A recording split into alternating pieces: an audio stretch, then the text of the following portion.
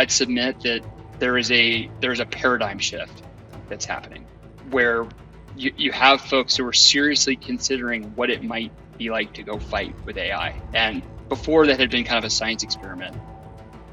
Greatest benefit of AI to the warfighter, is it truly a CCA, like an actual, like an F-35 with no pilot that thinks on its own? Or is it data collection and processing or something like that? Like, where do we live like on AI as like the biggest capability or greatest contributor of a capability to the DoD, if you've seen one so far?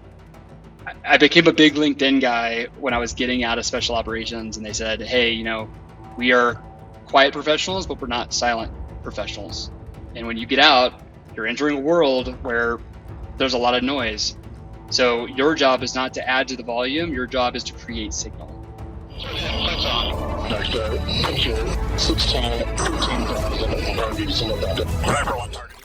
All right, everybody, welcome to another episode of the Afterburn podcast. I'm Flash McVay here with a good buddy of mine, Forrest Underwood, a guy that I've known for going on, it is going to be about 19 years, about 5 days ago, from June 30th of 2005, when we both showed up for in-processing day at your United States Air Force Academy.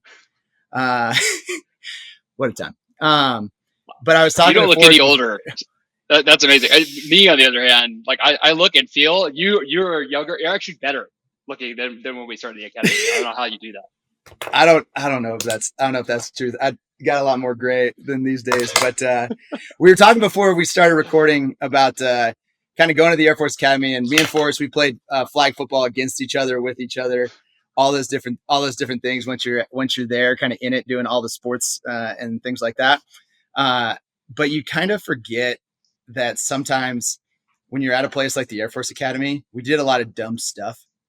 And the things we talked about might not have been as high level as what we might talk about today, but the caliber of people that I find myself looking back on and being like, you were surrounded by some pretty incredible people, and with that, I don't put myself necessarily in that category, but Forrest is one of those dudes. So current founder and CEO of Evergreen Industries. So basically a company that helps defense tech startups. Is what kind of to do. And then we're going to talk about that in depth here in a minute. But Forrest, welcome to the pod. Would love to just kind of hear some of your background. I know you were a tactical airlift. So how does someone go from being a C-130 pilot in the Air Force to now kind of working in the Space Force Global Partnerships Directorate as a reservist, as well as being a defense tech startup CEO? Yeah, there's no playbook for it. I'll tell you that. I think when it's Hunter S. Thompson that said, like, buy the ticket, take the ride. I mean, that's essentially what I did. I mean, like, even just to go back before flying C-130s, I grew up in a Navy town in Jacksonville, Florida, and watching Top Gun and seeing the sea air and all the air shows and the Blue Angels flying over, and like all I ever wanted to do my whole life was be Maverick. And I'm bagging groceries at Publix at my job in high school, and a student flight suit walks in. I was like, oh man, like you're the guy, you're Maverick in real life. And he goes, no, I'm in the Air Force. Like, what is that? So he's like, come out to the base and I'll show you. So I drive out to the airport to the Florida Air National Guard, where they fly F-15Cs. The dude is the wing commander of the Fang and invites me over, shows me an eagle. And he's like, what do you think? I was like, done. Awesome. And he's like, well, have you ever heard of the Air Force Academy? I was like, yeah, do I get to do this? And he's like, yeah, of course. It's like, cool, I'm in. What do I do? He's like, the application's free. You got to go talk to a congressman. You get in, yada, yada, yada.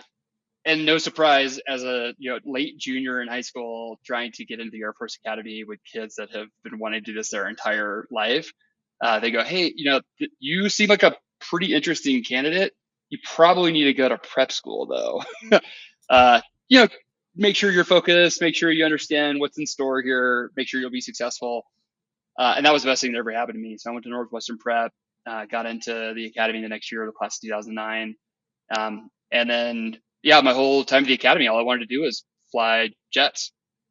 And, what's the old saying? Be number one and get what you want. And I'm like, great, let's do it. So at T6, I do the best I can. I get the top stick award, and they're like, hey, it turns out the global war on terror doesn't need a bunch of air superiority fighters. So like everybody head on down the hall. You're all going down to the T1 squadron, and I'm just kind of like, what? And they're like, yeah, this is the need of the Air Force, like happening right here in front of you. So that was probably the first like real moment in my career where I started to realize like you're just along for the ride. Yeah, you do the best you can, but you're kind of just along. Uh, it was actually a good thing that happened to me because I got this brand new airplane that no one even knew about called the C-130J. Because my flight commander is like, dude, no one knows what this airplane is, but it's at Ramstein. Like, that's where you're going. Yeah. Enjoy. Thank me later. And it turned out to be incredible. Yeah, because I got to I flew all over Europe, flew all over Africa, got to respond to Benghazi, respond to Crimea, got selected for special operations. They were buying the new MC-130J. I had international experience, so they sent me out to Kadena out in Japan. And that was when KJU was lobbing rockets toward Hawaii, and got to do Yes. a bunch of the interesting missions around the Spratly Islands. And it was like, okay, like there's something happening over here, before it was cool. And then when the full scale invasion happened back in Europe, I moved back and was part of the Special Operations Command staff working on that problem. So, um, yeah, was lucky enough to get picked up for a program called Defense Ventures in cohort 1, where they sent me out to Silicon Valley for a couple of weeks to learn about venture capital. Like I have no idea what that means. You know, I'm a knuckle dragger, pilot, staff officer. Hey, you need to come out to this thing. And I'm like, that sounds awesome. There's no way I'm going to get a boondoggle approved out to Silicon Valley for 2 months. But I had a really awesome boss. You know, the commander was like, hey, this sounds really interesting and maybe something we could use. So got sent out there. COVID happens. You know, we immediately turned all those networks out in Silicon Valley into things that we could use to fight the pandemic. And of course, I met our classmate, Jack Ambridge, Yep. along the way. He had just finished business school and was going to a company called Shield AI. And he's like, dude, you have this like interesting SOCOM experience. You have this interesting Silicon Valley experience. We're trying to get our AI that we have on quadcopters onto fighter jets. What do you think? And I was like, yes, let's go do that. So I spent 2 years doing that, and then got recruited to a company called True Anomaly, where we're trying to put AI on satellites. And now we had a baby, so I decided that you get one startup at a time. I grossly underestimated how much time a newborn takes. It's a startup in and of and it, itself. oh yeah, I dude, it's like 10 startups every day. It's like a startup. Yeah, so I ended up taking some time off, but I started getting calls from investors and founders and buddies of mine who were like, hey, I'm working really hard on something. I know that you have some experience working in defense tech. Can you help? And that turned into helping buddies out to being a real business that I built around, evergreen industries. So yeah, kind of a long winding path, but it's been incredible. I'm loving it. And every day I get to wake up and do the mission, just, wearing a different jersey. That's right. That's right. And yeah, just like we started with, speaking of surrounding yourself with incredible people, like we're talking about Jack, when you say what he just got done with business school, that was Harvard Business School. That I believe Right. is what he was finishing up, and you're just like, oh yeah, okay. Jack Ambridge, football player at the academy, Harvard Business School, AI, all these different things. Incredible, dude, incredible stuff. And then kind of transitioning, like where you kind of so artificial intelligence, and then also into space. So how did you kind of navigate that from, again, just being a pilot, you seeing how AI became kind of at the forefront of defense tech at the time, and then now how that transitions into space. So some of the things that you're doing, both on the uniform military side and in your own company. Talk to us about like some of like space innovation and how that's going, and what the difference is kind of between what we've been doing in the past as far as defense tech companies, and how kind of different it is when you start to talk about in space. Yeah. It's helpful to go back. We'll rewind the clock a little bit and think about, That's fine. Yeah. how the space industry got to where it is today. And you think about in the 60s when, Sputnik is circling the globe and becomes this, this space race, and we're trying to build rockets as fast as we can and get men out to, on orbit, much less the moon. And, that really galvanized the nation around innovation. NASA's got these crazy budgets where they're doing these, amazing things, and they're just making huge leaps in technology. And that really propelled things forward. And then, basically, like, once we were like, hey, check, we've done it, we've landed on the moon, NASA continues to explore, but there's not the same sort of impetus and energy around it. And even though they've gone on to do, lots of incredible things around space, it basically has remained kind of an inherently governmental market. It's incredibly expensive. It take, just a launch, like the barrier to entry is super high. Yeah. Like the components on a satellite, like these things cost billions of dollars. So yeah, no startup's going to get in the game, who's got all the heritage, who has all the experience. It's all these guys that worked at NASA and, the big company, the big primes that have supported government programs. So SpaceX comes along and is like, hey, not only are we going to create launch as a service, like we're going to land these things on boats, and we're going to offer ride shares to small companies that can, we can launch hundreds of satellites a day. And it's just, that fundamentally changed the game. And we're also seeing, the price of satellites come down. The components are coming down. They're becoming more commoditized. You're seeing more companies that are saying like, hey, if I can launch stuff super fast and I can build it really cheap, I can actually just create a service out of this. So the government doesn't have to buy my satellite. They can just buy a service, and I'll just continue to send them up and have them do their missions. And when they're done, either, to, bring them in or refuel them potentially. There's all kinds of cool technology out there, but that is because there's now the barrier to entry has come down, and all these new entrants are entering the market. So I'd say that space innovation is now it's kind of having this renaissance where private capital is flowing into the market, so people can go raise money to hire world-class talent, build incredible products to solve really hard problems that, what do they call it, 10x better for 10x cheaper. When you can start showing a pretty credible pathway to those kinds of numbers, like, yeah, investors get really interested. But it's still incredibly hard. Like, it's hard to build brand new space assets, satellites or sensors or otherwise, if you don't have those decades of experience. And even if you hire people like that from some of these other agencies or these other companies, they probably don't have the same sort of skill set that, like, people that worked at startups do, people that are used to going fast, people that are used to doing low cost, attritable, innovating on a daily or hourly basis. So there's sort of a culture clash that happens too. And then, of course, the market still thinks about the government, like the primes and other governments being their customers. They don't really think about these new companies that are moving fast and it's like cycling tens or hundreds of times in the same sort of period that these traditional defense vendors or defense space vendors are producing. So that the paradigm is shifting, and you're seeing not only a lot of capital, like the barriers have come down, capital's flowing in, new kind of interesting ideas, and new people are starting companies to solve some of these problems. And we're just getting started. Yeah. Well, that's really cool. Cause like, how often, it's kind of a question, kind of a statement a little bit, and then discussion, like seemingly like when guys sit around and talk, like that are in the military, they come around and they start talking about just capability gaps. Man, I wish we could do that. I wish this would become something that we could potentially do. I wonder if there's someone out there who does this. Is your company trying to like take those gaps that the military does and then pair them with people that already do this, or people that do something kind of like it?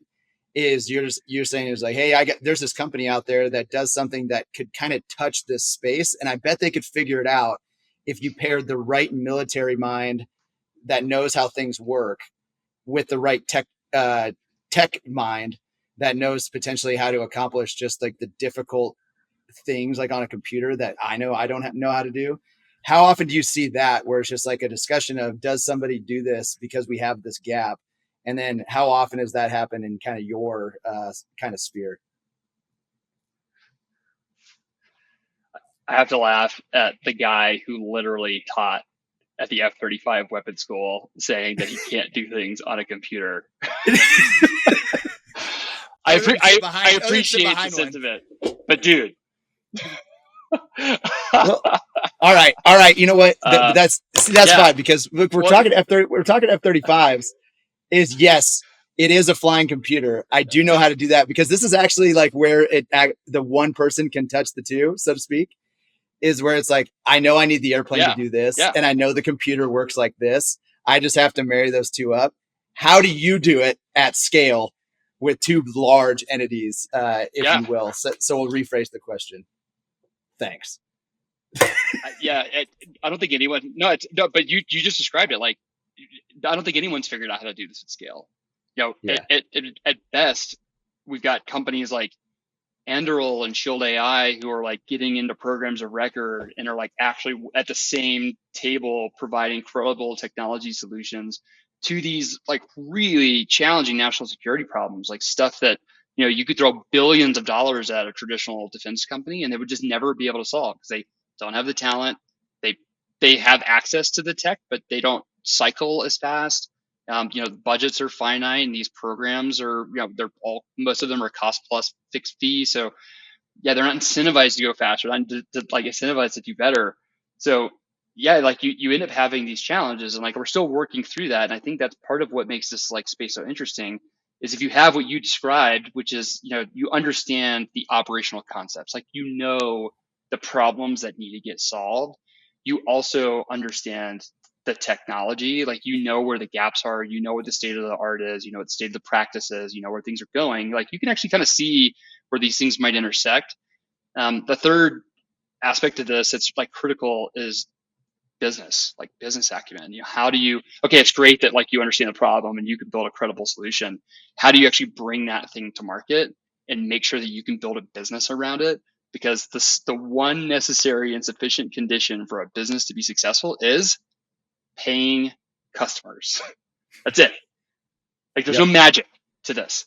Like if you understand the problem and you build a great technology solution, but you don't have a paying customer, like do not pass go, do not collect $200. It doesn't matter. And there's lots of people that really understand how to build amazing tech out there, no question.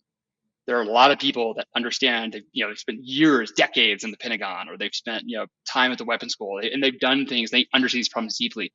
But how do you get these people to like talk in the same language and work on the same level, and then also build a business around it? And that is a hard challenge, particularly for startups that are entering a very sophisticated market where there's barriers to entry like security, and it's capital intensive, and you have massive primes and you have program managers that aren't, they're, even if they're willing to take risk, like maybe they're not allowed to because the schedule is so tight or the budgets are so tight. Like if they make one bad bet, like, everything goes sideways.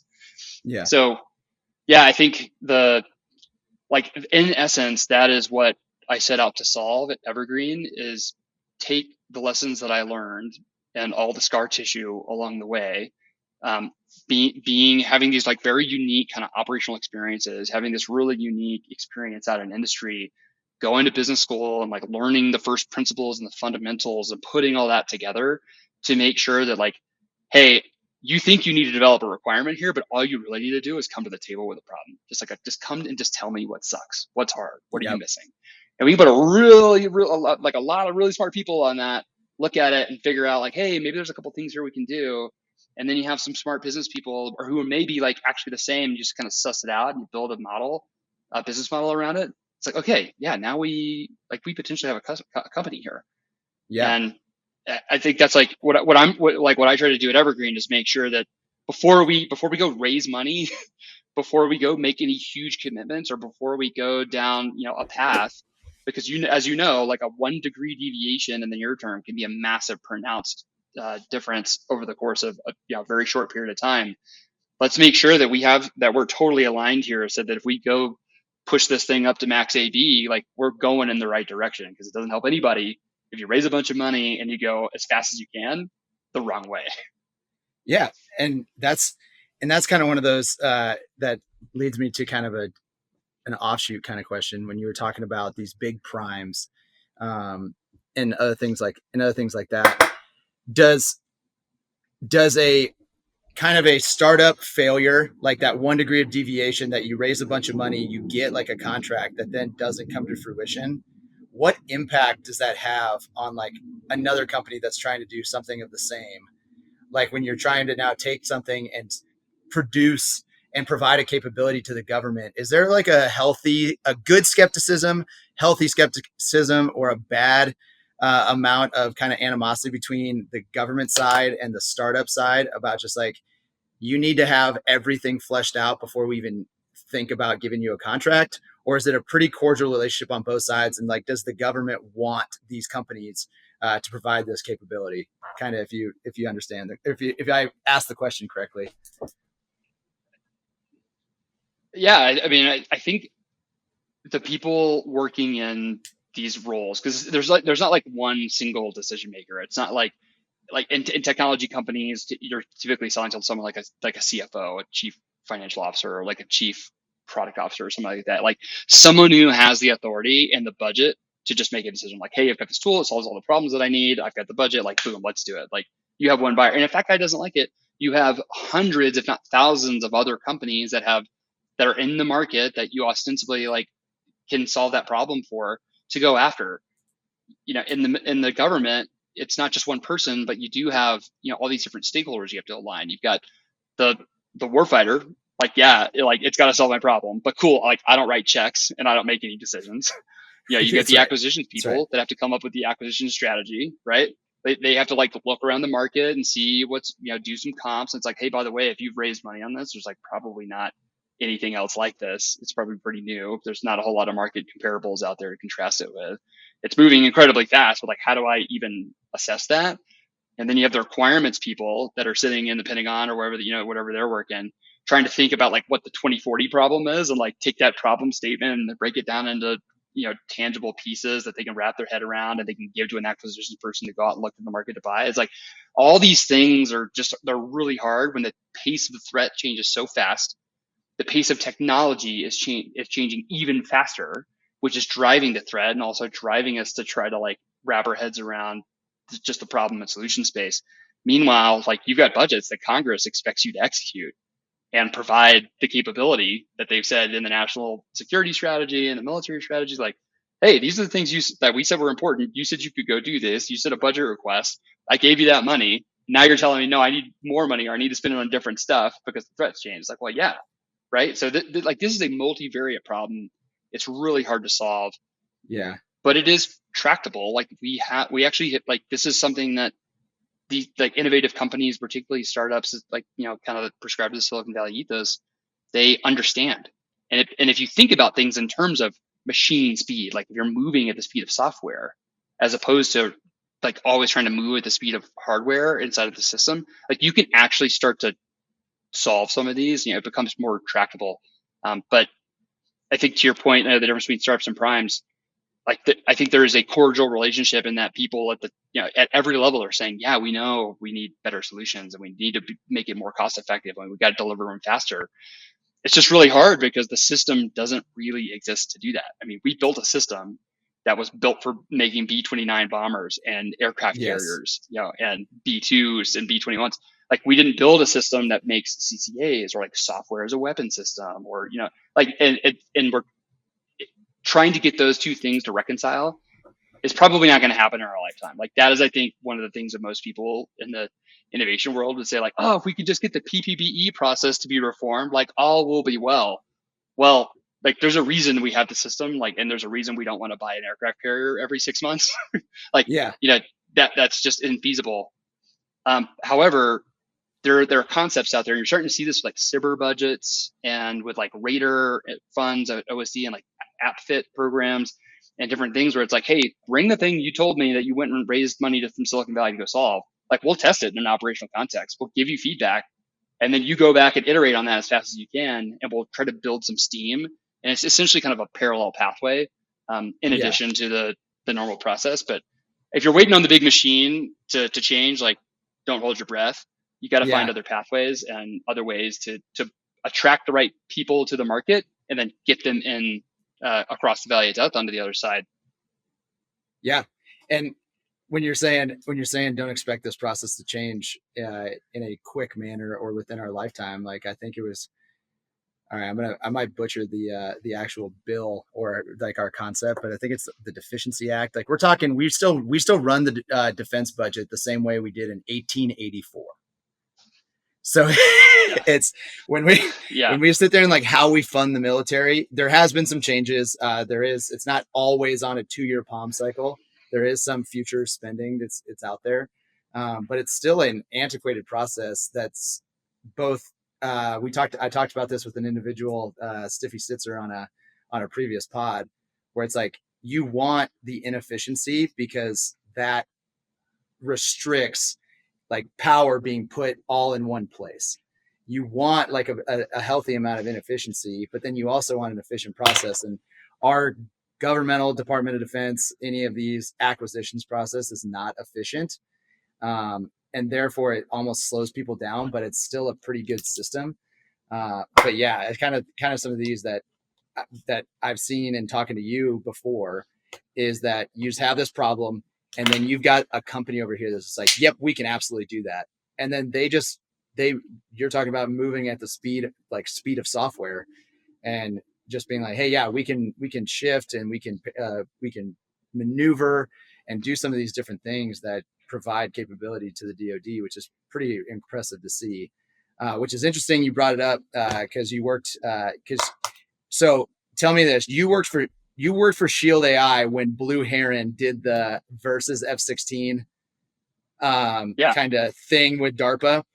That hurt my heart, by the way, to watch that. I remember I told you that I told you this story, but a buddy of mine in my weapons school class was the pilot on that one. And he texted all of us the night before, and he just goes, "Hey guys, just letting you know, there's some things going on in the background, but you're about to watch me get worked by an AI F-16 tomorrow." And he did. But Banger, you did great, buddy. I still love you. But So as far as that, what a great American. But like, what a great American for like getting in the seat on TV and just saying like, "Yeah, dude, it turns out this is a great tool." And showing the world like how awesome would it be if we put this thing on our side. Exactly. That was the paradigm shift. Yeah. And so that happened about 5 years ago. So what's been kind of the path of when we take a look at some of these things that you put out there as far as tech and what it was originally designed for, what we originally tested it with is not necessarily the finished product. But so when you look at that, like that instance that we all got to watch on TV, like what has that morphed into? From your different times? I know you've moved on to like 2 to 3 different things after that, but what does that capability kind of give us when we talk about CCAs? And is that something that we're looking to potentially see? Is there issues, or what have you kind of seen since then, since Blue Heron then kind of came under Shield AI to take that forward? Yeah, I think probably the most impactful outcome of that whole thing is the amount of talent and capital and innovation that's now entered the space. Like you said, I mean, air dominance has been largely dictated by, like the primes, programs of record that exist, that you've flown and been a part of. And as cool as the block upgrades are, and as like exquisite as some of those systems are, there are still huge gaps because the threat keeps evolving, and the enemy gets a vote, and like China is being very explicit about like what votes that what they're going to make. And you're seeing what's happening in Russia, like, the EW that's going on there. You're seeing the use of drones become more impactful in the Middle East, and like, so there's all these things that are just changing all these paradigms that we had, which is like, hey, let's go build a more exquisite fighter. Let's go build a more exquisite bomber. Let's go build more exquisite missiles. And if you're like, yeah, right. Yeah. So at some point, when you're in, all the air dominance folks and, joint warfighters here will, say like, okay, Forrest, like this isn't anything new. However, I'd submit that there's a paradigm shift that's happening where you have folks who are seriously considering what it might be like to go fight with AI. And before that had been kind of a science experiment. DARPA did this, and Animal Jaworczyk, was like, shout out to him for starting the DARPA ACE program. And, Heron did an incredible job beating companies like Lockheed Martin at AI. And it just proved to these kind of small companies out there that are doing cool tech, like, hey, you can participate, you can get involved in missions that actually matter. And now we're starting to see things, and like the Air Force isn't the only example. Like you look Yeah. at the Navy Disruptive Capabilities Office and what Mr. Stewart has done, where he was the N9I, doing innovation across the Navy, and then he took over the Unmanned Task Force, and now they built an office around the system that he's created around disruptive capabilities, and he's going to the fleets, and he's going to the COCOMs and saying, hey, that problem that you said you got and like no one can solve, like I got a solution for you. And oh, by the way, like it doesn't come with a multi-$100 million bill. Like I can deliver it tomorrow for X dollars, and it is fraction of the cost. And he's actually putting points on the board. So organizations like this are they now have credibility with the warfighters, like real credibility. Yep. They have real credibility inside the Pentagon. So like the people are going, hey, like when I go to Congress and they're beating me over the head and shoulders about why is this program late? Why is it more expensive? It goes, well, hey, these are cost centers, but over here we're actually like, we're making money because we're solving real problems. We're building real capabilities. And oh, by the way, I don't have to foot the whole bill because all this private capital is now coming into the market. So it's leverage for me. Like I get to sit in the middle and go, yeah, really hard problem. You guys want to work on it? Cool. Like, you put your money in, here's actual money, meaningful contracts on a mission and a customer who really wants you to succeed. And you start seeing things like that work. You can't help but go, all right, there's a different way to do this. Yeah. And in DARPA ACE wasn't the first example, and there will be many, many examples after this. But I think it's important to realize that like it wasn't about a dogfight. It wasn't about Banger getting beat 5-0, right? Yeah. It was about opening our minds to new tech and new operational concepts to bring better capabilities online faster. Yeah, and that's kind of that's a little bit of the fear too, right? When you look at when you put it on. I remember the conversation that we had was there's a lot of people that even the people that were a part of the experiment, and Glock, who kind of was the play-by-play John Madden announcer of the actual thing, yeah, being like, incredible. It was like he's got a career in that after the Air Force. Yeah. Oh, it was a beautiful thing, dude. It was a beautiful thing. But when we looked at it, I will say that for about 9 months to a year after that, I saw that it was kind of people saying, okay, an artificially intelligent pilot is better than a manned pilot, than a fighter pilot. It's like, cool. Now we're just going to have all these different unmanned fighters that act the exact same as a fighter. That's not just like what you're saying. That wasn't even really the point of the experiment. It was just kind of one of the things that we look at. And then in your opinion, it seems that AI is in vogue across the board in the Department of Defense, and a lot of the senior leaders that just go out there, and even people in Congress when they stand up. I think it's one of those, if you just say AI enough, your program or something sounds credible. What is the biggest or not? Yeah. It's like, oh, you're just saying AI, and that's not really an understanding. Yeah. You don't really understand. And I will say, be fully transparent and admit, I don't really understand it as much as I probably should. But when we look at it, what is your thoughts as far as the greatest benefit of AI to the warfighter? Is it truly a CCA, like an actual, like an F-35 with no pilot that thinks on its own? Or is it data collection and processing or something like that? Like, where do we live on AI as the biggest capability or greatest contributor of a capability to the DoD, if you've seen one so far?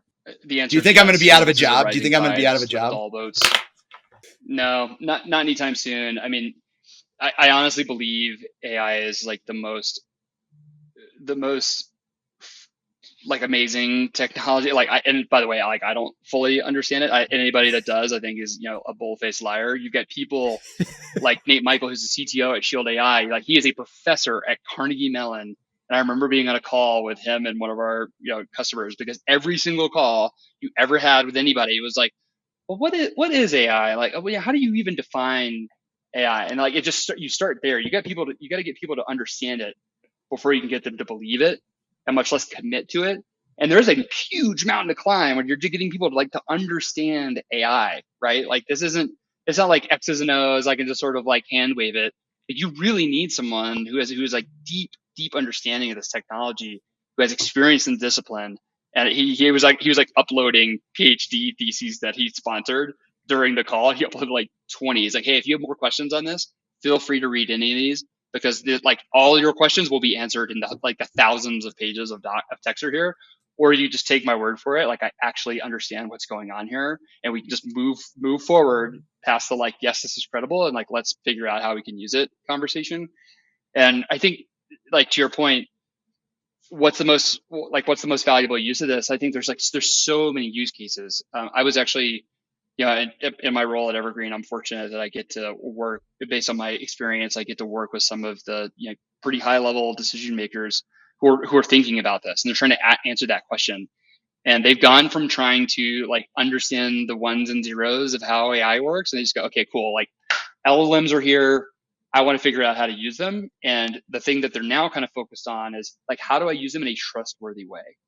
How do I Yeah. make sure that the thing that I'm asking it to do and the output that I'm getting is something that I can trust? Because at the end of the day, Mike Benitez talks about this, and Paco and I work together at Shield. There's TRL, technology readiness level, and there's the other TRL that people don't think about, which is the trust readiness level. Like, is the end user going to trust it? Will the commander sign off on it? Will Congress accept it? Like, there's all these different layers of trust. And whether it's like the acquisitions process, just making sure that companies, the acquisitions folks are soliciting for proposal, companies that are writing these proposals, like we can make that process go from months to like days or hours even. Yeah. And it's not like you're offboarding this out of your brain. You're just taking all this rote work that machines can do, thousands of times faster and innumerably better, and we're giving it to a machine for a human to make a decision about. And I think that's the reason you're not going to be out of a job, and that's the reason that we're thinking about combat collaborative aircraft and like man-to-man teaming as these future concepts. Because there's something like the most exquisite platform on the planet is the human brain. And how do we then enable that to utilize all this information, utilize all these tools in the right way? Part of it's acquisitions, writing contracts and developer programs. Part of it is the end user out there figuring out how to get more missiles on rails downrange, all really hard problems. But if we are able to leverage these tools, like, we're going to be able to evolve much, much faster, but it all starts with trust. Yeah. And that's kind of I'll probably ask a dumb AI question here in a minute, but actually it's not dumb. It's a question that I've actually heard and been asked in my career. But one of the things that I've looked at is just allowing automated processes via algorithms and data going in equaling data coming out is something that I've seen that is absolutely crucial. So one of the problems that we have in the Air Force, like specifically with F-35 or fighters or bombers or anything like that, is long range kill chains. And so you're looking at you've only worked on some of those problems a few times in your career. But so when I see it is the amount of data about the enemy, the amount of ISR, like things that the ISR constellation collects, the amount of data that we have is immense. In Afghanistan specifically, a story that I had was just like the thousands of hours of Predator footage that they had, and they couldn't watch it all. So that was kind of one of the things that we look at is now I have seen at weapons school, and I've seen in exercises, and then sometimes even in contingency operations, where the person who is finalizing the targeting data going into my cockpit is a human sitting at a keyboard looking at something on Merc, and they're typing it in. And I can tell you, like, it's on more than these two hands the number of times I've seen a human type in a 5 instead of a 7. And when they're looking at like where we're going to drop this bomb, and I was just like, why can we not just have this automated? Like, can AI help me with this situation? And I think that's something that when you look at it is all of these different places where something can only help us. Logistics, like how to most effectively and efficiently maneuver, just like you're talking about, missiles around a large piece of Earth, like maybe the Pacific, I don't know. but like, how do we do that and make it efficient? And I just think that this can only help as far as those things. So as the dumb AI question that I was going to have, this is more of a conspiracy question. Do you foresee, because I've been asked before, do you foresee in our lifetime, yours and I's Forrest, a machine unmanned that drops a weapon in anger without the consent of a human? Do you see that happening in our lifetime? I don't know. I'm laughing. I'm I don't laughing know. when I say this, by the way. But Yeah, yeah.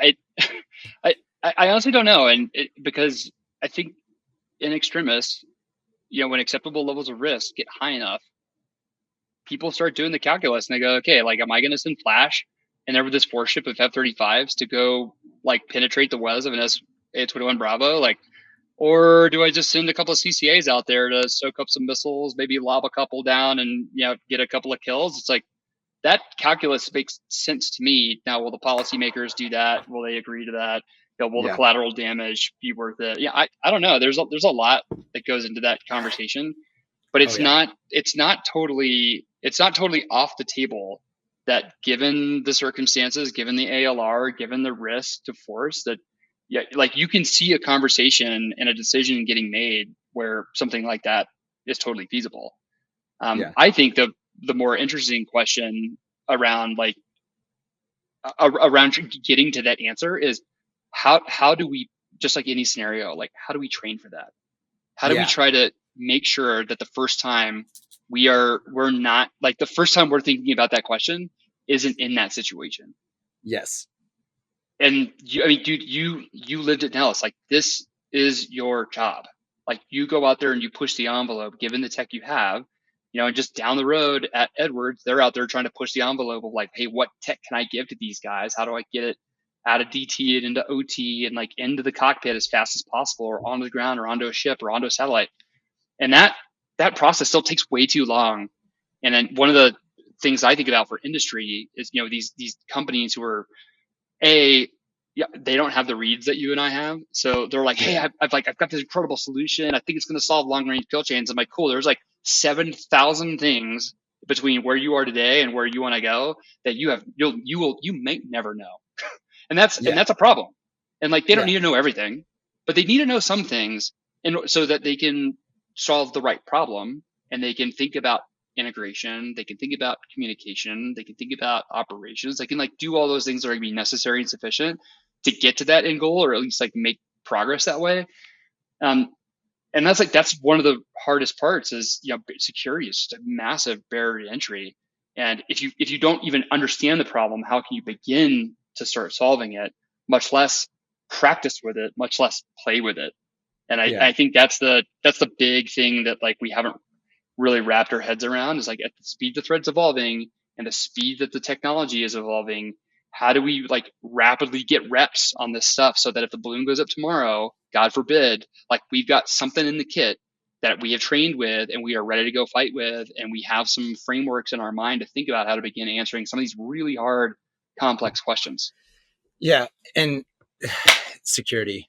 Raid Otto, he's a F-22 guy. When he talks about security hates America, security doesn't necessarily hate America, but it is a problem. It is a problem. But it's hard.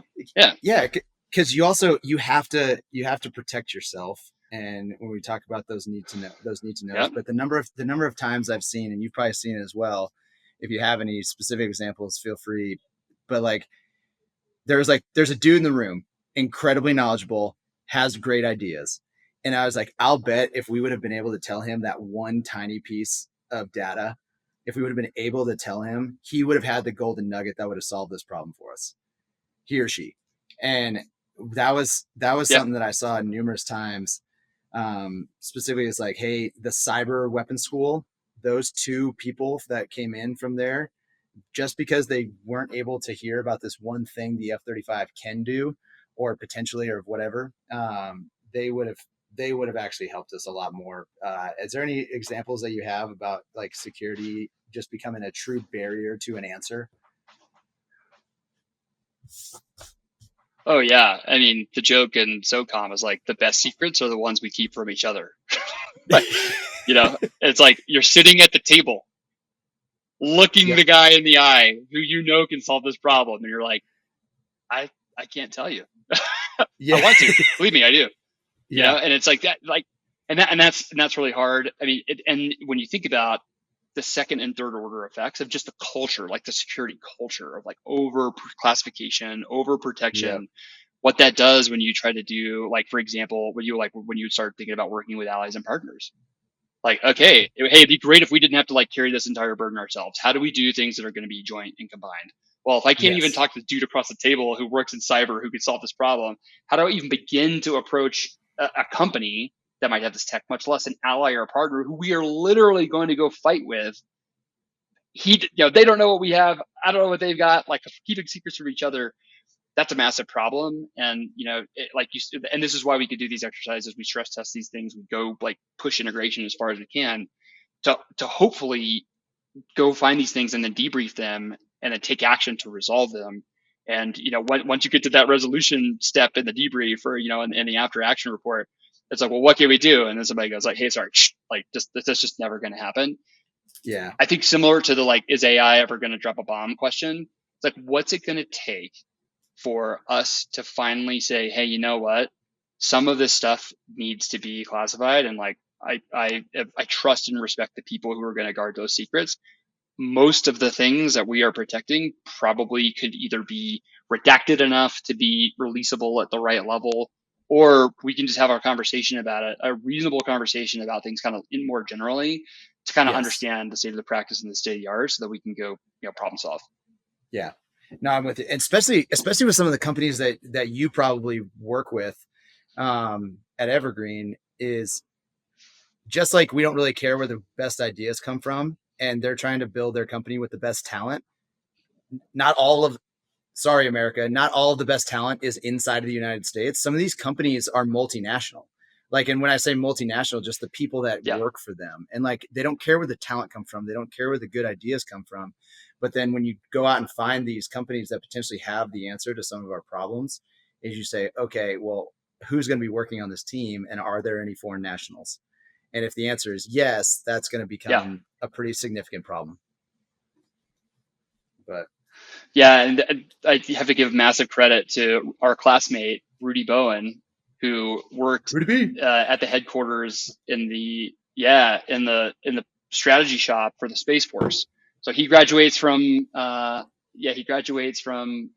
school down at Maxwell, goes to SAS.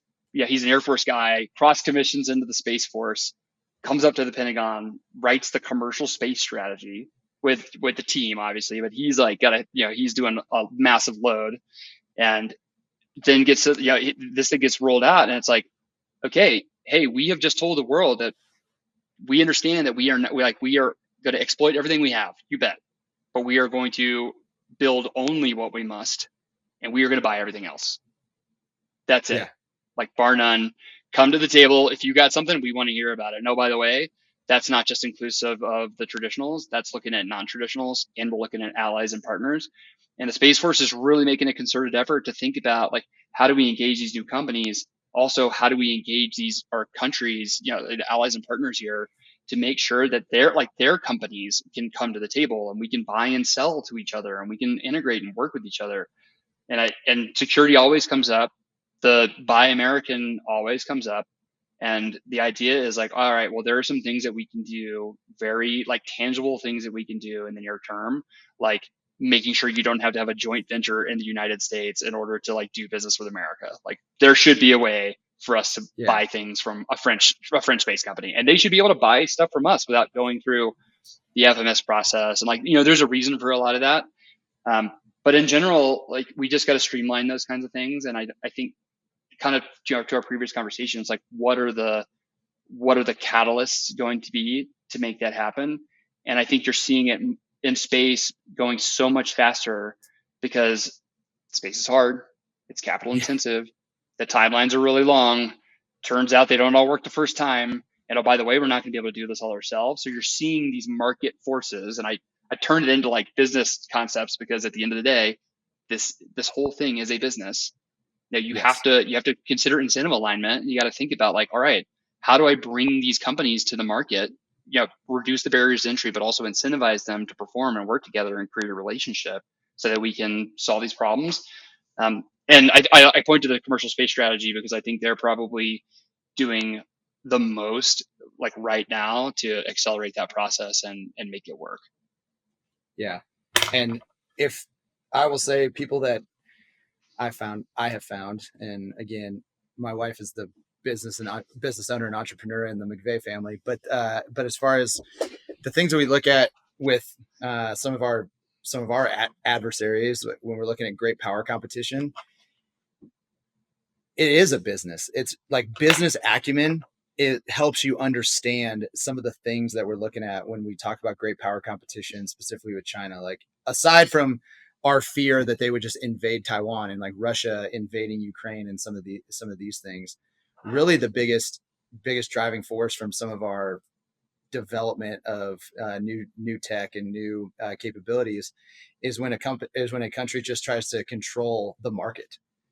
And so when China tries to control shipping lanes, or they are owning every international port in the Western Hemisphere and in South America, or anything like that is now a bigger threat to national security or anything that we're kind of looking at. So when you're looking at some of these military things, if you don't think that it's touching market strategy and market and business and people that understand how business works, those minds are required to kind of help us make good decisions on where we go and like what we put our money towards and our investments towards. At least I've noticed probably in the past like 2 to 3 years. Yeah, I mean, I think that's a brilliant point. And that remember back to our days at the academy when you went to military strategic studies and they said, hey, the dime it's hard for me to remember. It's hard for me to remember some of those times. Yeah, and up Jeremiah, we just washed most of that stuff away. But like one of the things that lingers in my brain is this idea of instruments of national power. And the model they shared was DIME, diplomatic, information, military, and economic. And you think about those as levers and like, okay, great. The $800 billion a year defense market, on the annual budget that gets approved, like that is a massive lever. And like, that's great. But if you think about it, like, what is the military really designed to do? Like, yeah, it is to go kill people and break their shit. Like that is it. Yeah. Yes, we're going to defend America, but it's really like, hey, we can reach out and touch you, and please believe that we will do that.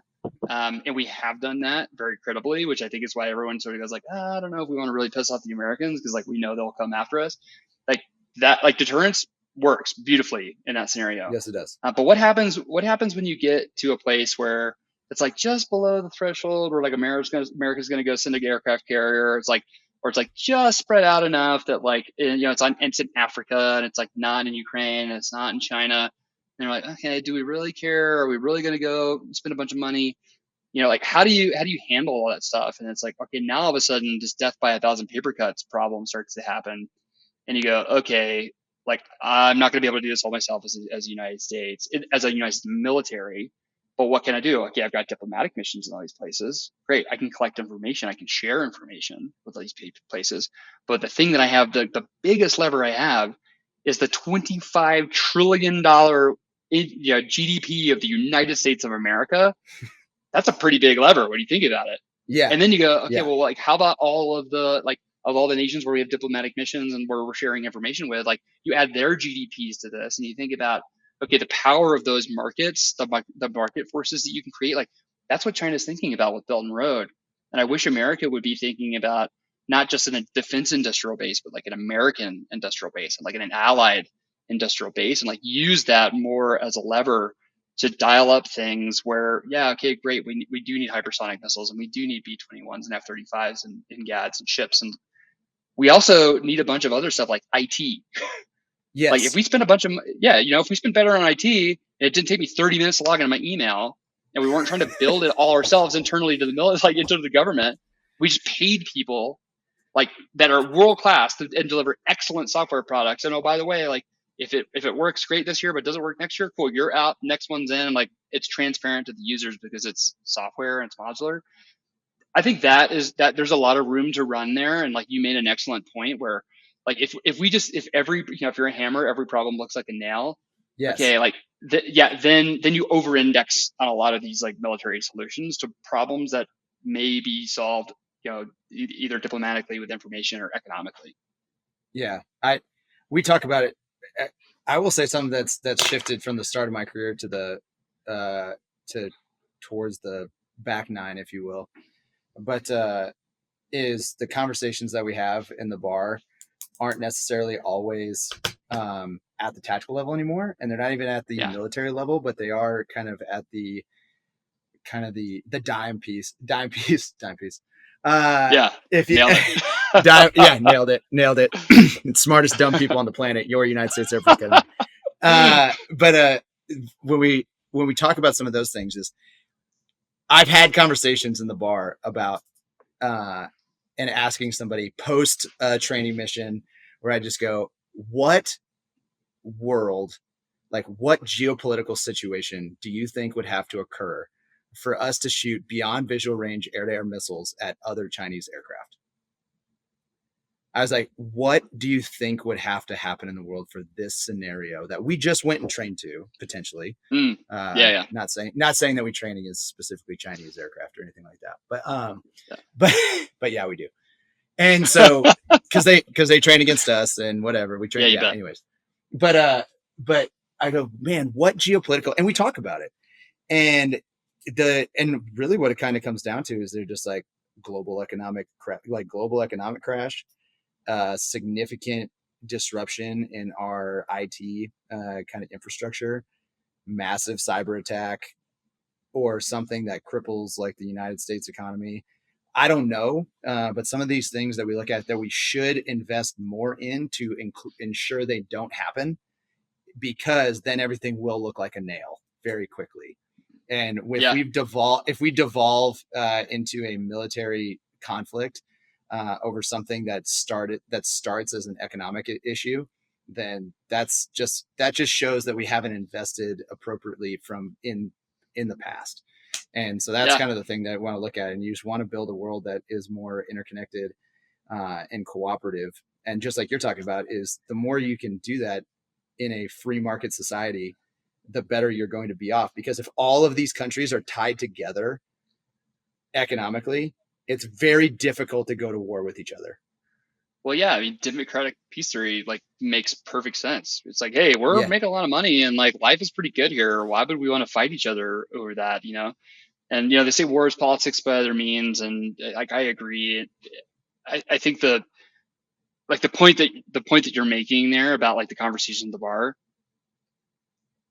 I'll take a wild guess and say 90% conservatively of the people in that bar having that exact conversation, when they get out of the active duty and they go to pick their next job, what type of job do you think they get? Overwhelmingly, defense contractor.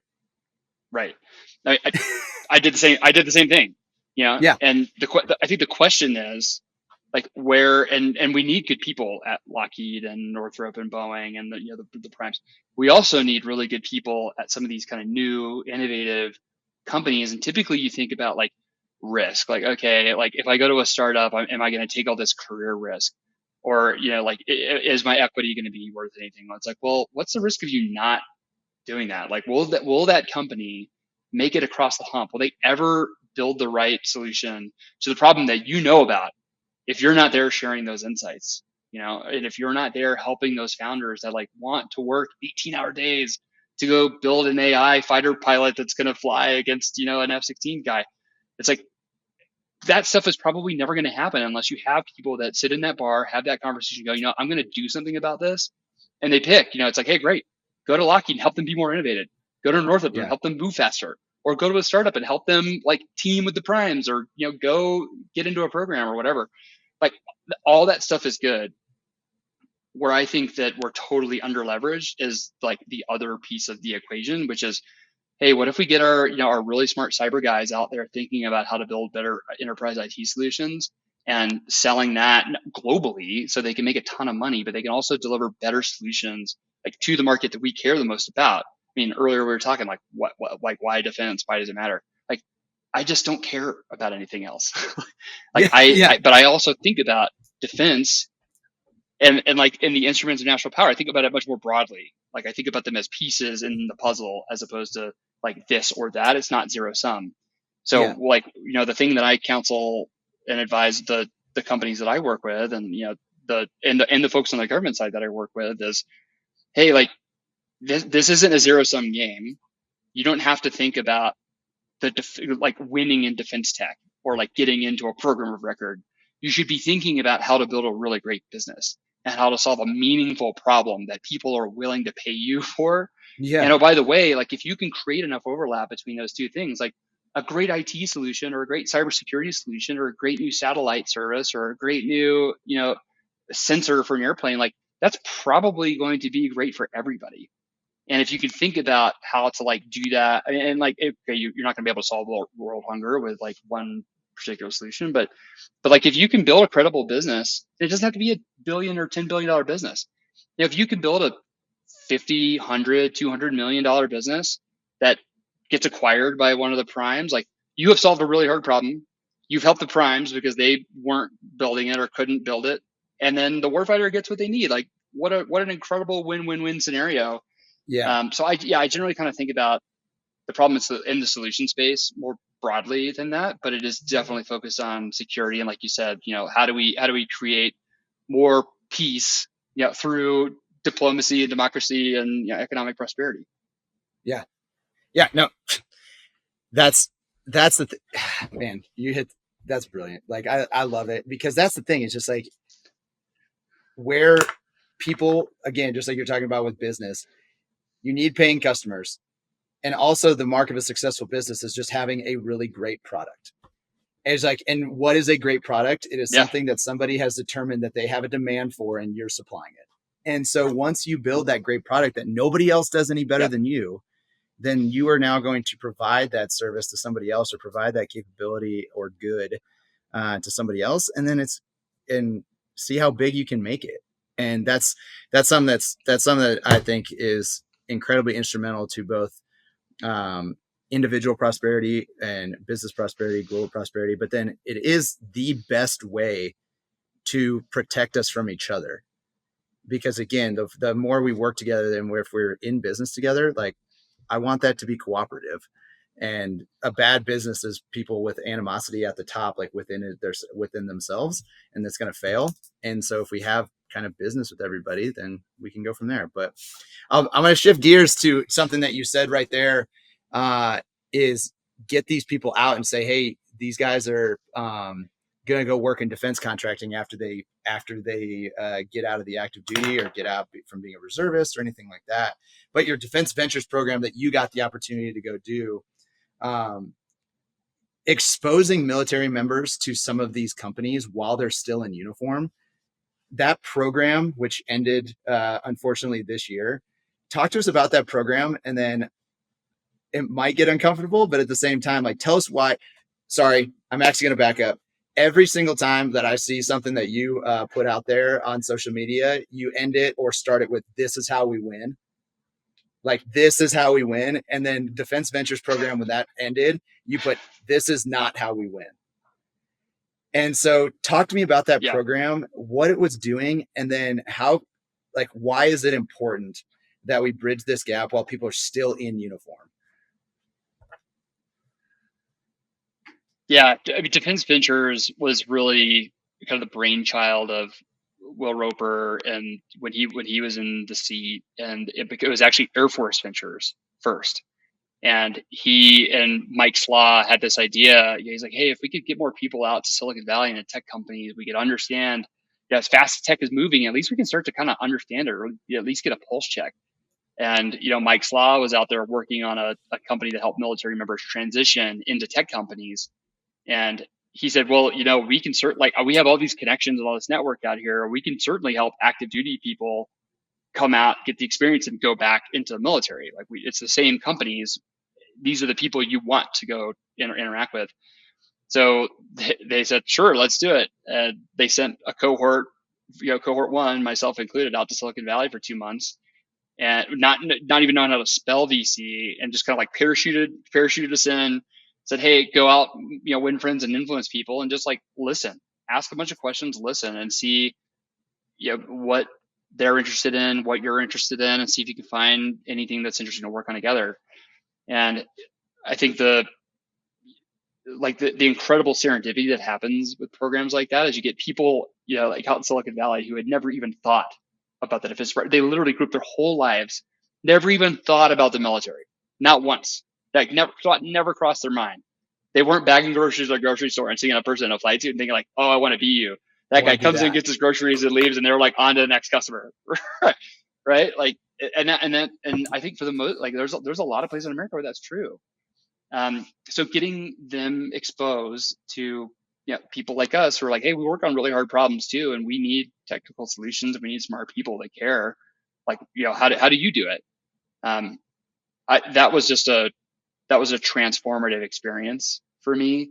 And then getting to immediately use that experience in the COVID task force, where we were calling up all these people we met in Silicon Valley and like, hey, could you use your tech to help build a solution? And people were pivoting their entire companies to go support this stuff. And not because they thought there was going to be some massive government contract. It was just the right thing to do. And they were smart. And Yeah. like, we all wanted to get the pandemic over as fast as possible. So defense ventures was kind of born out of that experiment, if you will. And I was fortunate to actually work with Mike after my cohort to help him kind of feed my experience back to the program, help bring the next cohorts online, and then handed it off to an incredible woman named Maria to run it. And and defense ventures only got better. It became Air Force ventures, it became defense ventures, it became joint. They opened it up to reservists and guardsmen. They opened it up to civilians, like government civilians, from all different agencies, all different backgrounds. They started putting them in different. It was at not just Silicon Valley. They did it in Austin and in Boston and in Atlanta, Georgia, and like all these places in between where like cool companies are doing cool stuff. So you have this incredible exposure on both sides, like what's going to happen. And like, if you ask a question like, hey, why did $100 billion of private capital flow into defense tech in the last 5 years? It's not hard to imagine that when AFWorks came online and defense ventures started, cross-pollinating across all these defense tech companies, or all these tech companies, that you start now all of a sudden getting people really caring about defense tech. It's like, okay, what is the most, if you just sort of do the math, you go, okay, what's the most high leverage activity I can do to create a network effect like that? Like you send somebody TDY for 2 months to go spend time with an industry partner. Like, well, what do I get out of that? Well, okay, that person comes back. They understand business. They have networks of people that they've met. They understand how industry solves problems, and they bring all that back to them, to their unit, to the problem that they're solving, to the service that they're working in. And it felt like we were reaching like this incredible period of time that like the DoD had never really seen before. And DoD or DIU was sort of founded on the premise that like, hey, R&D used to be like 80-90% government, and today that's totally changed, and it's overwhelmingly private. So how do we leverage that private capital, that private R&D for government use cases? I was like, okay, cool. Like, defense ventures is how we're going to scale this. We're going to have people inside the government wearing a uniform that understand tech, they understand business, and they understand operations. Like, that sounds like the perfect mix of people that we need to go fight these wars. And, one of the challenges that happens is like over time, the people that inherit these programs, they don't have the benefit of all that hindsight. They weren't there for the conception, and they don't get to see like all the intangibles. They're looking for like, okay, well, like, how does that squadron show me the metric that shows me that they improved that squadron, or show me the metric that shows me they built a better mousetrap, with a SIBR or something.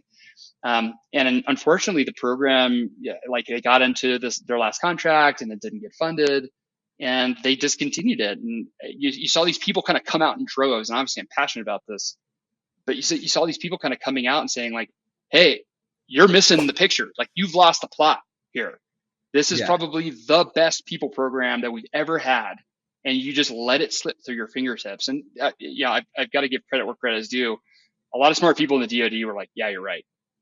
And when I use and I think people are working to try to put this back together. It's unfortunate, like what had. So you asked like, what has to happen to make a fundamental change or to take this like leap and take some risk and do something.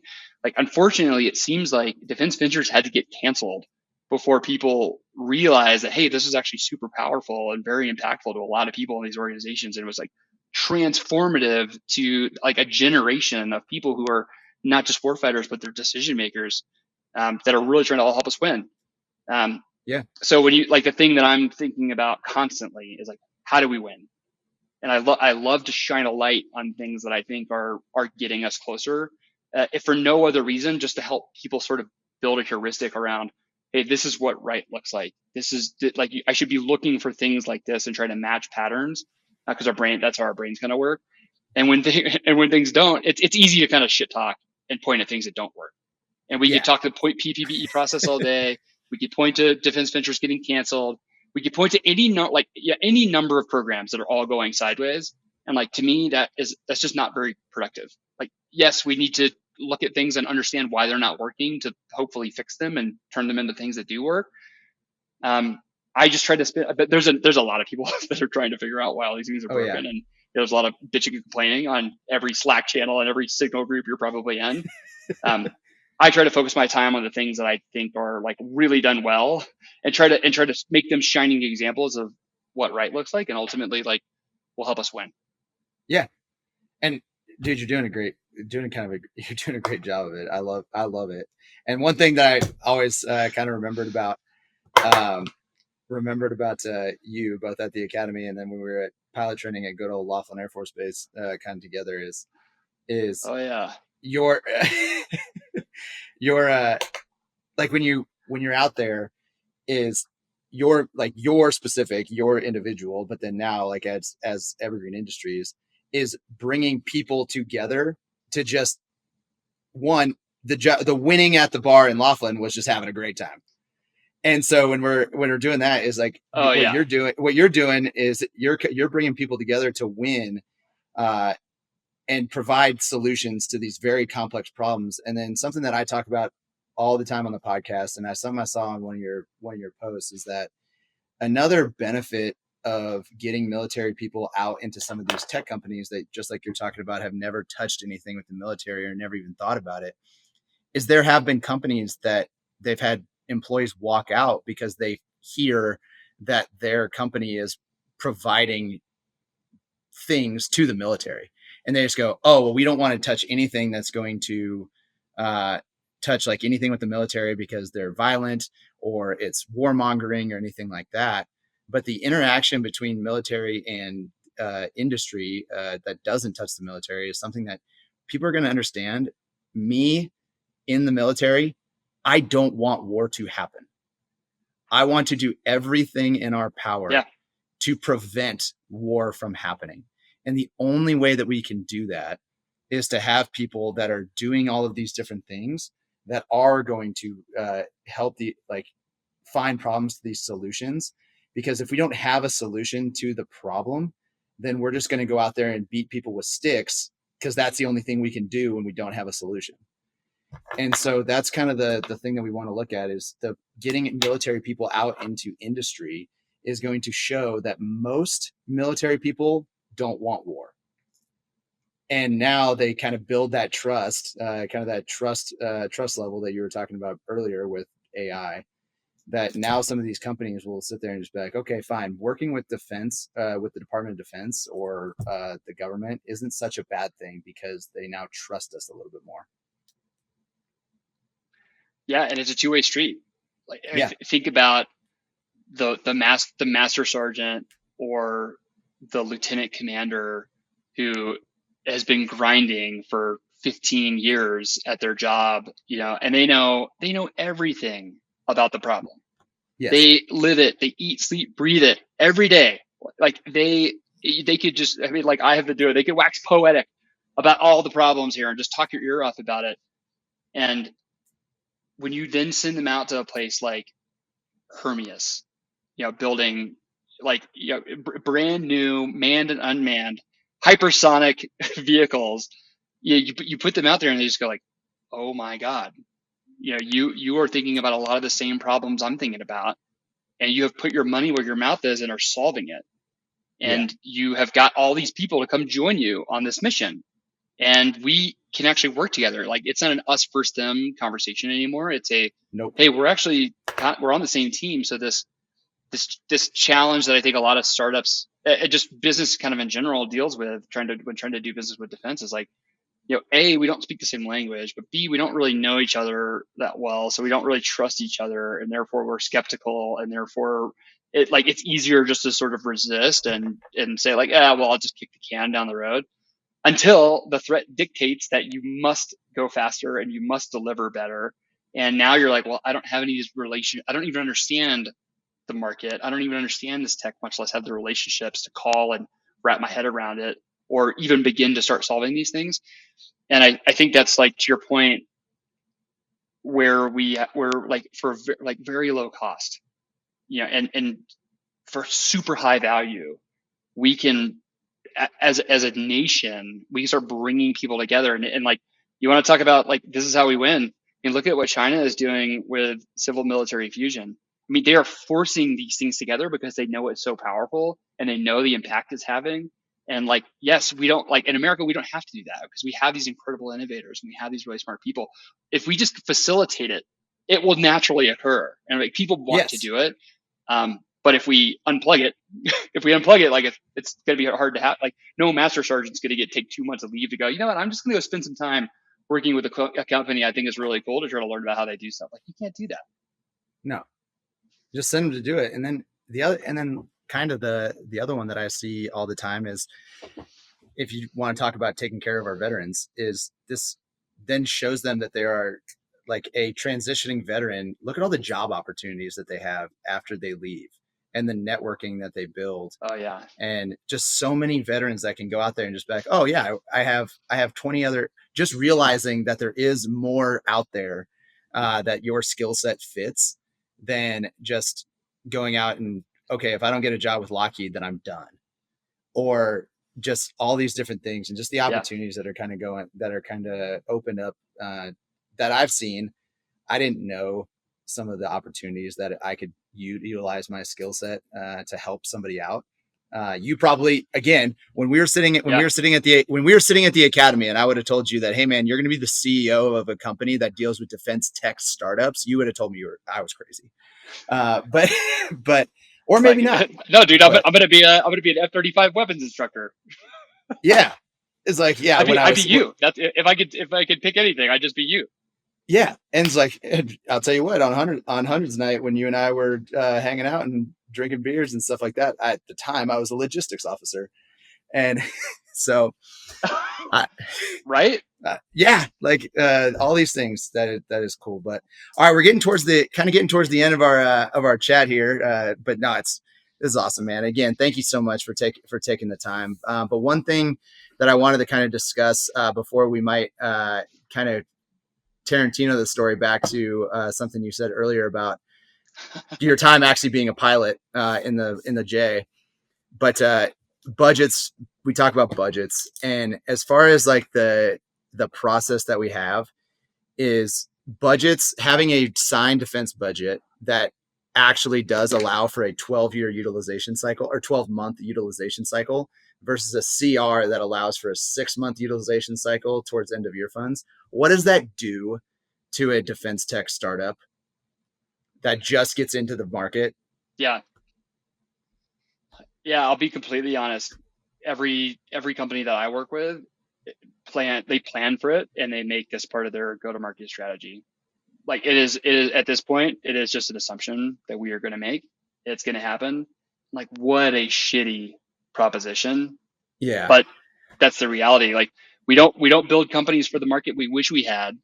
You got to build companies for the markets that you are going to work in, and all the realities, the good, the bad, and the ugly that come with it. Because guess what? Like, this is not a market for the faint of heart. It's great that you're 19 and you want to drop out of college and you're going to want to go work on missiles and like you want to build technology. Like, I love it. Thank you for wanting to be on Team America. You have to realize that this is the most sophisticated customer problem, challenging market, real no shit company product that you're going to build. Because like, if you come up and you bring it weak, or God forbid you oversell it and it doesn't do the thing that you say it's going to do, people are going to die. And it's not just going to be Flash with his 4-ship F-35s going down range to soak up an SA-21 Bravo. It is like, it is potentially, when you think about like how all these things are connected, you talk about long range kill chains, like one break in the chain has these cascading effects. And Yep. that is the seriousness of this market. And that's why we have to figure this out, because even though we accept this as a reality, but the lumpiness in the market is hard. It's hard to forecast. It puts a ton of pressure on the acquisitions community to buy. Like, they don't even know when they're going to get their money, how much of it they're going to get, and then they've got to rush to spend it. So they don't have any bandwidth to go really do market research, wrap their head around new tech, like really try to forecast where the market's going. Like, they're just trying to execute. And when you're in execution mode all the time, you don't have to really do the big picture thinking that is Yeah. necessary to like solve some of these really complex problems. So yeah, I think the single great, actually, one of the things I've been thinking about a lot is, we talk about the threat evolving. I think we're our own greatest enemies here. And the CR is the biggest threat to national security that we have. And that's not a political statement. That's a fact. Like, if you Yeah. put the people who are building, selling, and buying these solutions in a place where they're fighting with one hand behind their back, yeah, it's like, okay, like now we can't help each other, and that's a real problem. So I think getting the CR resolved, getting budgets passed, making Congress effective, and we got to help them. Like, we got to help them with that. And part Yeah. of that is, we got to elect people that understand the impact of business, that understand the problems we're solving, that are working in this market, and like are serious about getting it fixed and like doing what it takes to get things on time. Like, unless we start holding each other accountable for that, it's just not going to happen. And I don't want to live in that world. So part of what I'm trying to do is crank on that lever, that the E, to make sure that they realize, like, hey, there are huge benefits to Yeah. unlocking the economic potential of these companies, and it creates jobs and it brings more capability, and like, you don't have to spend as much on defense. Like, there's a net positive that happens by solving this one particular problem. Yeah. And the way I kind of equate it to a military or fighter pilot or airlift pilot kind of construct is, just imagine if you just went out every single day and executed, and you're just like, hey, you don't get to mission plan and you don't get to debrief because you don't have time or the resources to do so. And it's just like, and you just go out there and you just execute every single day. Hope it works out. Hope you win. But like, you're never going to learn from the lessons. You're never going to figure out new tactics or be able to develop new tactics because you had no decision space on a debrief to learn the lessons and then a mission planning kind of window to be able to implement them before execution. And so that's kind of what we're looking at right now with some of those. And that's how companies are operating. And it's not the most optimal environment to live in. To kind of put it lightly. And I agree with you that it's incredibly, we're our biggest threat. Yeah, it's incredibly suboptimal. And I've spoken like a expert weapons officer. I love the way you put that. Like, and that's the thing, as an instructor pilot, I was always thinking about. I was like, hey man, like, how do you make better decisions? That's all you should be thinking about. Like, great, I can teach you how to fly. I can teach you how to punch the buttons. I can teach you how to do all that stuff. But like, it's really hard. I can give you frameworks, but like, you have to internalize how to make better decisions and give yourself some space. And when we jam everything into this, this like 6-month CR, and we restrict people from thinking big, and like, it has this cascading effect.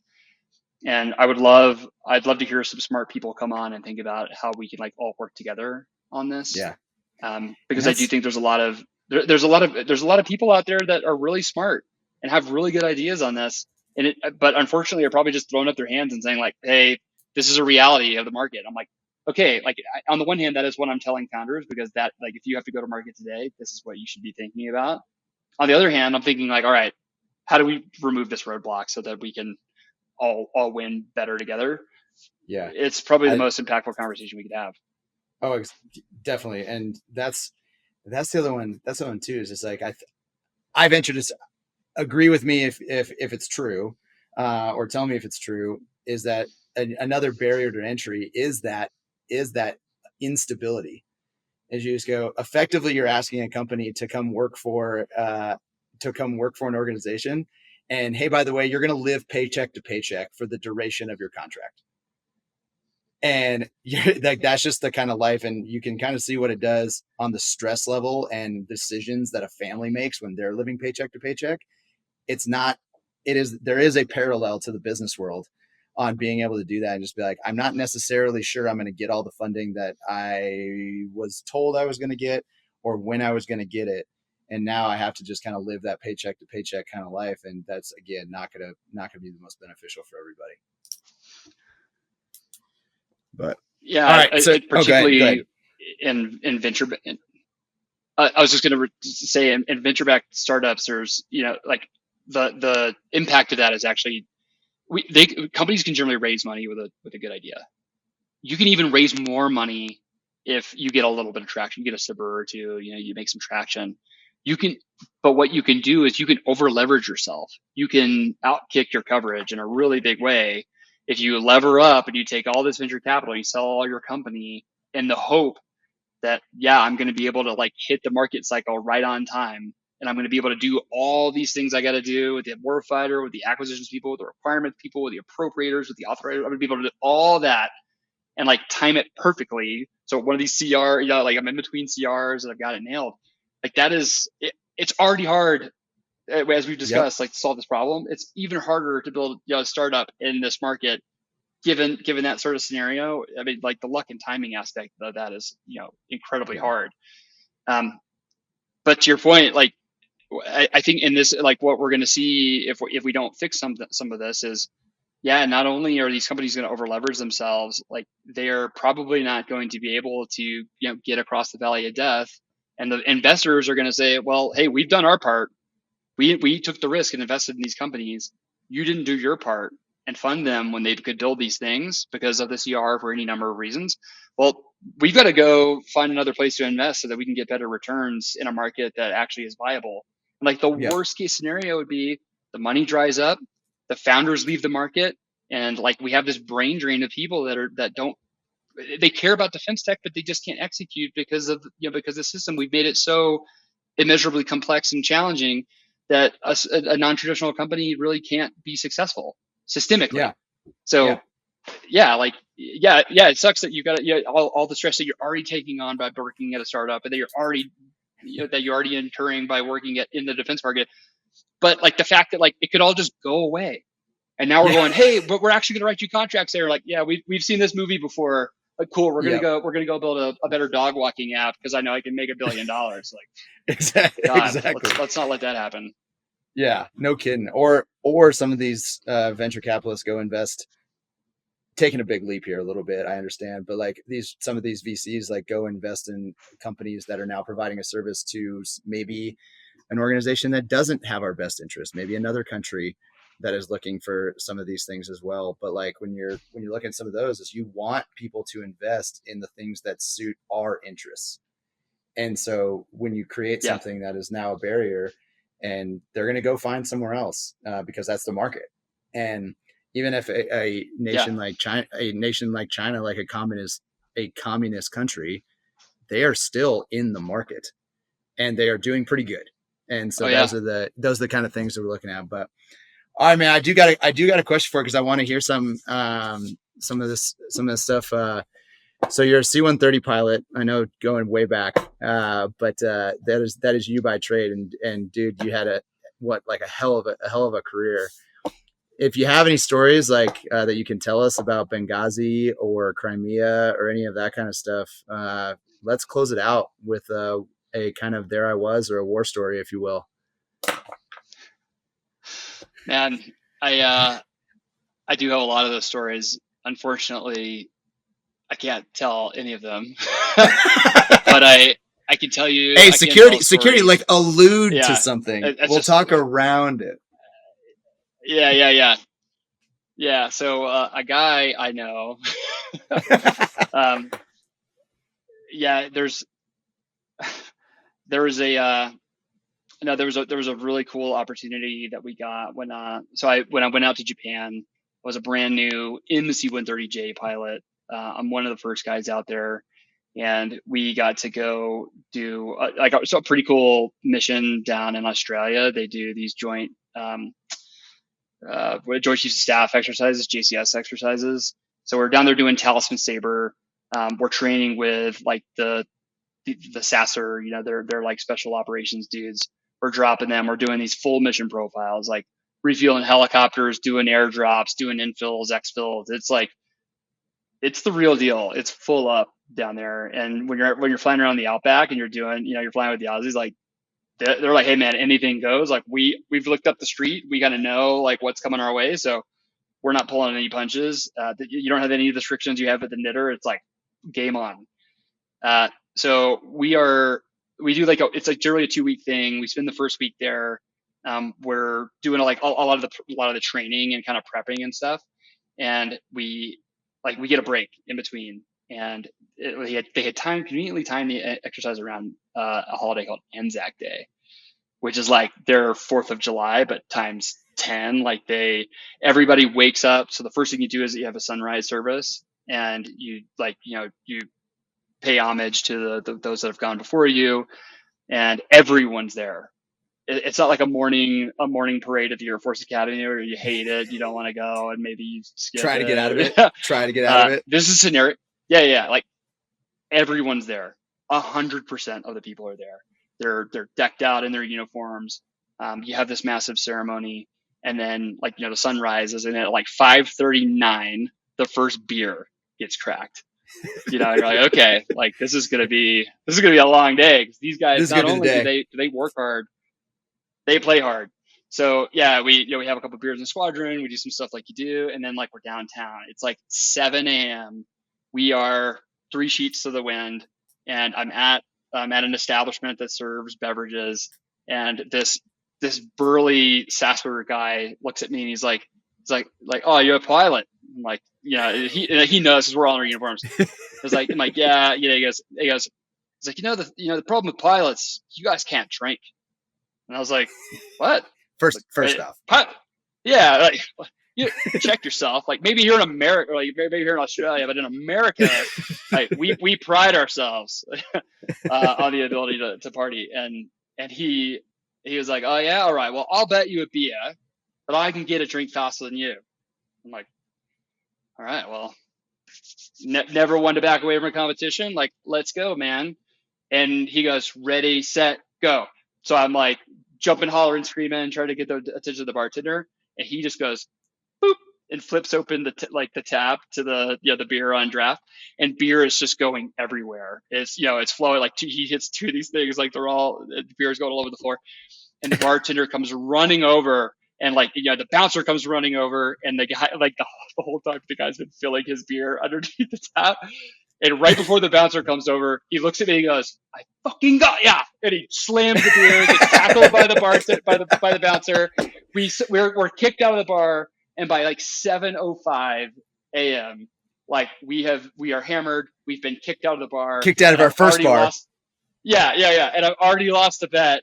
And I've proven myself unworthy in Australia on their day. But that is, I think that's a testament. Like when we start thinking about allies and partners, it's like, okay, yeah, these are people that not only are like super serious about what they do, and they're incredibly competent, and they know how to bring it hard. They're also a hell of a lot of fun to party with, and I would go back to Australia in a second to go work with those guys. Oh yeah. Oh, for sure. No, that's awesome. And I'll tell you what, like the mark of a really good career is like those stories when you're kind of talking about, like, yeah, I can't tell you any of those stories. It's like, no one's ever going to hear about them, but you guys know what you did, and you went out there. And then those are the types of things that then make the times in the bar with the Aussies like all that much sweeter. Cause you just know like the shared experiences that you guys got. And just kind of like the mutual benefit we provide each other when we're working together with those allies and partners and all over the world is something that I know that was a big part of your career. And it's something that is important to you as you kind of transition and now have transitioned to kind of this next phase of life. So man, I appreciate all the words and the time, all this, and dude, best of luck with all the ventures that you're in, and keep these coming, because we need to solve some of these problems, and these companies that are coming to you for help, like you're moving the ball forward. And I know that one of your mottos of your company is build the airplane in flight. And these incredibly difficult things to do, such as build an airplane while it's flying, is something that is incredibly important to not only warfare and the warfighter in the event deterrence fails, but also deterring conflict. And that's really what we're trying to do at all times, is not to go to war. And these are the people and the problems that we need to solve to make sure that that happens. So any parting words for our listeners and viewers before we kind of close this one out, other than the fact that, man, it's been great to see you. Yeah, we need to do this more often. That's number one. Number two, thanks again for having me on. I obviously get fired up about this stuff. I could talk about it forever, and often I talk too long. But I appreciate you giving me an opportunity to share some of these thoughts. I became a big LinkedIn guy when I was getting out of special operations, and they said, hey, we are quiet professionals, but we're not silent professionals. And when you get out, you're entering a world where there's a lot of noise. So your job is not to add to the volume. Your job is to create signal. And that stuck with me as a guy who traditionally really didn't talk about stuff and didn't share, to being much more comfortable with sharing stories and being more vocal about the things that I think are most important, and trying to send the signal to the people who also believe those things. And if we can, and the goal is not to find everyone. Like, we just need to find the critical mass of people who really want to win, who resonate with that signal, to say, okay, yeah, I'm in, like, let's go work on these things. Like, those are the people that I want to help win. That's the airplane that we're going to build in flight. And I really appreciate you bringing me on to talk about this stuff. Like, I have been thinking about, like, where we came from at the academy, and like, how long it's been. And it's just, it doesn't feel like that long, although it probably looks that way. But I'm confident that the best years are ahead of us, and a lot of the stuff that we're talking about, we're gonna make happen, and that's just incredibly exciting. Dude, I'm with you, and thanks again for everything you do.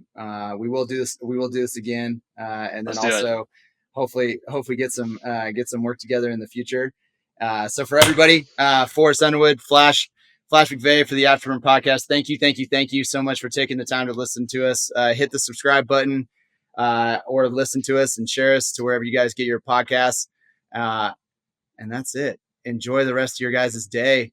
Take it easy, everybody. See ya.